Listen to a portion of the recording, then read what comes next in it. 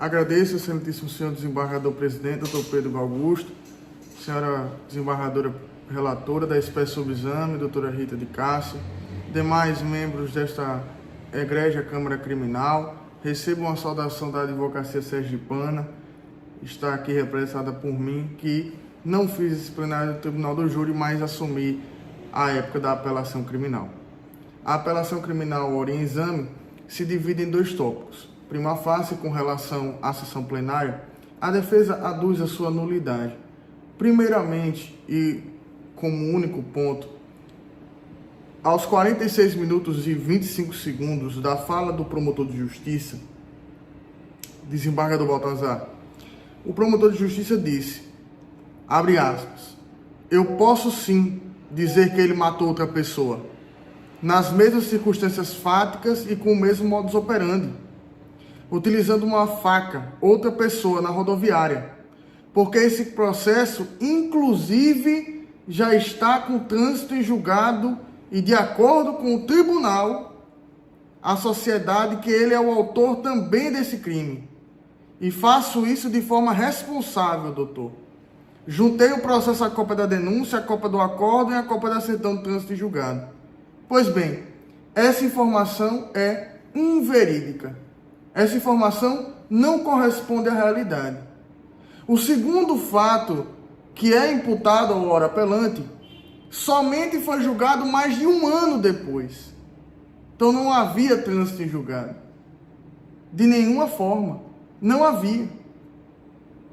E a pergunta que esse tribunal deve me responder na tarde de hoje é: a utilização de um argumento falacioso que não ressoa nos autos e que não ressoa na verdade, pode ser utilizado dentro do plenário do Tribunal do Júri? Não nos esqueçamos que estamos falando aqui de um promotor de justiça, que, portanto, tem uma autoridade perante a sociedade, da localidade e do Estado, um poder incumbido a ele pela Constituição da República e pelo concurso de provas e títulos a que ele foi nomeado. Então a palavra dele tem força.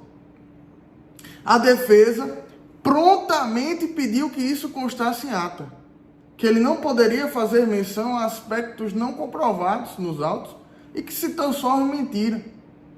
E a mentira é tão mentira, desembargador Pedro, que nesse segundo fato o acusado não foi condenado por homicídio.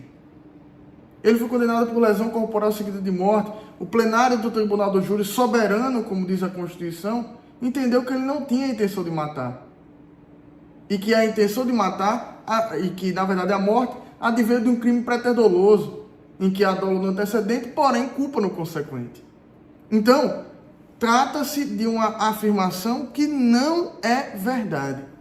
Por conta disso, a defesa pede a nulidade da decisão da sessão plenária para que se ensine ao promotor de primeiro grau e ao juiz, o presidente, que não se pode utilizar argumentos falaciosos dentro do plenário do Tribunal do Júri, em respeito ao acusado, em respeito à defesa e, sobretudo, em respeito ao corpo de jurados.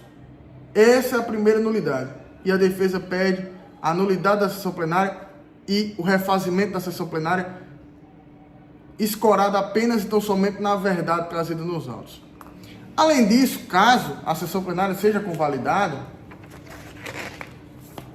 pré-questionando essa matéria já para eventual recurso especial e extraordinário, a defesa traz a lume a dosimetria de pena.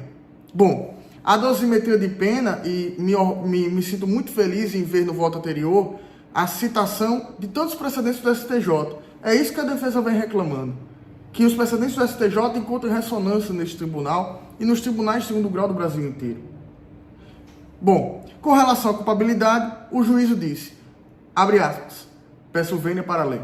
A culpabilidade do réu foi efetiva, uma vez que agiu com dolo direto, sendo-lhe perfeitamente exigível conduta diversa e amoldada aos valores juridicamente resguardados, possuindo, doutor, assim, consciência plena da ilicitude de seu ato, sendo penalmente imputável, tornando assim a conduta reprovável, que merece de pronto e forte reproche do corpo social e pertencente. Bom, a questão da culpabilidade ser aqui valorada, na verdade a culpabilidade foi valorada enquanto elemento do crime. O que, segundo Ricardo Augusto Schmidt, professor de todos nós na dosimetria penal, não pode ser valorado. A reprovabilidade, além do normal da conduta típica, exige fundamentos específicos. E data máxima vênia, essa fundamentação aqui pode ser copiada e colada em qualquer sentença penal condenatória, não devendo, então, persistir esse aumento da pena base. Nesse sentido, eu cito o HC 228-588, Mato Grosso do Sul, relatora ministra Laurita Vaz, primeira presidente do Superior Tribunal de Justiça. Com relação à conduta social, a juíza de primeiro grau citou uma via crucis de processos que o acusado responde. Bom, nesse ponto nós temos dois equívocos com relação ao entendimento do STJ. Primeiro, súmula 444 do STJ, que veio a consagrar naquele sodalício o princípio da presunção de inocência. Não se pode utilizar processos em andamento para agravar a pena base. Pode-se utilizar, como foi utilizado aqui, precedentes, processos outros, para decretar a prisão preventiva, mas para agravar a pena base, não. Súmula 444 do STJ.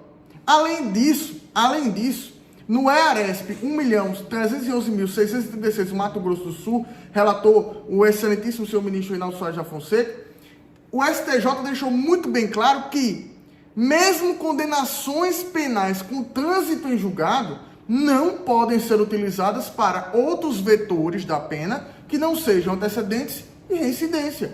Conduta social não pode ser avaliada com base em condenações anteriores, e sim com base na relação do indivíduo para com a sociedade e seu meio familiar, o que nos autos não tem nenhuma informação. Com relação aos motivos do crime, os motivos do crime, embora sejam aqueles legalmente exigidos pelo próprio tipo penal, ou seja, ela admite que está fazendo bis in idem, afiguram-se injustificáveis e merecem expressa censura. Bom, aqui o bis in idem é absurdo, e não preciso nem muito me delongar, cito apenas o HC 460.947 de Pernambuco, relator ministro Laurita Vaz, e a apelação criminal 050-5789-41-2019, de relatoria do desembargador Ezerval Rocha. Com relação às consequências do crime, por sua vez, foram graves, uma vez que é ceifada a vida prematuramente, a vida de um homem jovem. Bom, creio eu que o crime de homicídio sempre ceifará a vida de uma pessoa. Creio eu que seja inerente ao tipo penal a morte de uma pessoa, o perecimento desta. E por isso que o homicídio qualificado é uma das penas bases mais altas do Código Penal. Podemos discutir eventualmente questões de progressão de pena, regime de pena, que entendo que seja adequado, mas não se pode aumentar a pena base por conta disso. Cito aqui o agravo regimental no HC 629-109, Espírito Santo, relator o ministro Ribeiro Dantas. Por fim, o comportamento da vítima. O comportamento da vítima foi citado como prejudicial ao acusado, tendo em vista que ela nada contribuiu para a empreitada criminosa. Aqui é uma questão doutrinária que muito me assusta, desembargador Pedro Guerra, que tenha que aportar em 2024 nós julgarmos uma apelação criminal em que o comportamento da vítima é tido como negativo ao acusado. Tendo em vista que, desde que mundo é mundo, o STJ e a doutrina vem dizendo que o comportamento da vítima ou é neutro ou é a favor do acusado. Jamais contra. É comezinho isso. Me sinto triste de estar debatendo isso em uma apelação criminal perante um quórum tão qualificado como este tribunal. E aqui eu cito o agravo interno no RESP 1.711.875 Alagoas, relator ministro Rogério Schete Cruz, e a apelação criminal 030-2062-84-2014, relator desembargador José Alfredo Cerqueira da Silva. Com relação à confissão, temos um tema mais interessante. Não foi utilizada a confissão para baixar a pena intermediária do acusado, em que pese a juíza de piso tenha dito que ele agiu em legítima defesa putativa, que foi a tese trazida pela defesa, não patrocinada por este causídico, mas pela briosa Defensoria Pública, em sede de plenário. Ora, trata-se de uma confissão qualificada, uma confissão em que eu admito a prática do crime, porém digo que foi legítima defesa. Então tem que se dizer sim que essa confissão qualificada influenciou na decisão dos jurados, que entenderam e votaram sim para o acusado ter praticado o crime. Logo, diante do entendimento do STJ, que diz claramente: o réu fará jus à atenuante do artigo 653D do CP, quando houver admitida a autoria do crime perante a autoridade, independentemente de a confissão ser utilizada pelo juiz como fundamento da sentença condenatória, e mesmo que seja ela parcial, qualificada, como é o caso, extrajudicial ou retratado. Isso está no RESP 1.972.098 do STJ. Então, por conta disso, a defesa pede que, caso algum dos vetores aqui estancados permaneça, que a pena seja recrudescida ao mínimo legal, pois a confissão é patente e é inerente a esse tipo penal, tendo em vista o princípio da confiança. Quando o acusado chega perante a autoridade judicial e admite a prática de um crime, seja ele de forma qualificada, ou seja ele de forma a tentar atrair uma excludente ilícito da culpabilidade, ele o faz não porque ele é bonzinho legal, mas porque ele espera do Estado uma sanção menor. É evidente, ele abre mão do direito à presunção de inocência, ele abre mão de negar a prática do crime para conseguir, de contrapartida do Estado, uma redução de sua reprimenda corporal. Nesse sentido, com relação à dosimetria de pena, a defesa cita aqui o brilhante, e já cumprimentando, pedindo vênias por não cumprimentar anteriormente a douta Procuradoria-Geral de Justiça, a procuradora Alicia Maria de Oliveira, que fez um parecer brilhante com relação à dosimetria de pena, divergindo apenas da preliminar, pelo conhecimento e parcial provimento da apelação criminal. Novamente, agradeço à doutora Rita por 2 semanas atrás, ter adiado o feito, porque este causito que teve problemas de conexão de internet, que são inerentes aos tempos modernos, peço vênias por esse tribunal por ter atrasado aquela pauta. Agradeço pela compreensão de ter adiado para hoje, agradeço à eminente serventuária, doutora Yasmin Dias, que me auxiliou nesta sustentação oral, e devolvo a palavra ao eminente presidente, essa manifestação defensiva, excelência.